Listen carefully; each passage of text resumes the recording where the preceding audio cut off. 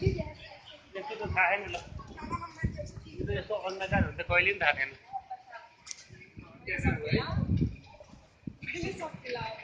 अत्याचारै भइदियो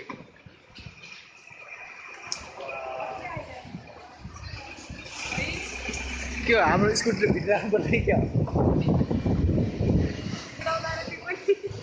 उठे हेर्नु कस्तो भइरहेको